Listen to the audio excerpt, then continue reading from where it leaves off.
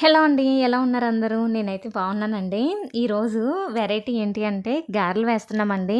గారెలు ఎందుకు వేస్తున్నాము అనంటే మా ఊర్లో గ్రామ దేవత జాతర అయితే జరుగుతుందండి. సో, నైవేద్యాలనమాట ఈరోజు. నైవేద్యాల కోసం గారెలు, బూరెలు ఇంకా పునుగులుగా అయితే వండాలని ఫిక్స్ అయిపోయాము. గారెల పిండి అయితే రోట్లో రుబ్బి అమ్మ పక్కన పెట్టేసింది.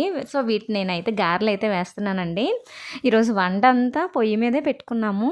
ఎందుకు పొయ్యి మీద పెట్టుకున్నాము అనంటే గ్యాస్ షార్టేజ్ ఏమీ కాదండి.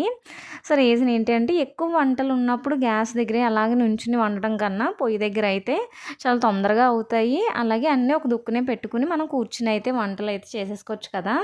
ఈ గారెల పిండిలో నేను మినపగుళ్ళు మాత్రమే నానబెట్టుకుని సో, వీటిని రుబ్బి పక్కన పెట్టామండి. దీంట్లో సాల్ట్ ఒక్కటే యాడ్ చేసాము. ఇంకేమి యాడ్ చేయలేదు. ఈ విధంగా రుబ్బిన వెంటనే ఆయిల్‌ని అయితే హీట్ చేసుకుని ఈ విధంగా చేతితో అయితే ఒత్తుకుని వేసేస్తున్నామనమాట. దేవుడి ప్రసాదంగా వండినప్పుడు మాత్రం లెఫ్ట్ హ్యాండ్ అసలు యూజ్ చేయమండి గారెలకి. మ్యాక్సిమం నేనెప్పుడు ఒకటే హ్యాండ్‌తో వేసేస్తాను గారెలు అలవాటే.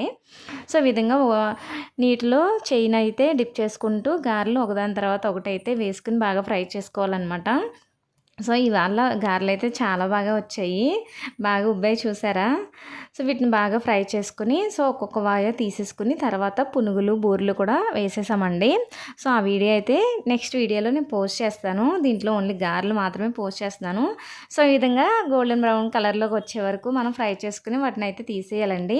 మీకు గారెలు ఇంకా బాగా రావాలి అని అంటే గనక ఒక హాఫ్ అన్ అవర్ పాటు ఫ్రిడ్జ్‌లో పెట్టుకుని పిండిని సో, ఈ విధంగా గారెలు వేసుకున్న బాగా వస్తాయండి. తర్వాత ఇంకా అంతకుముందు రోజు సంబరం అయితే జరిగిందనమాట. ఆ వీడియో ఇవి.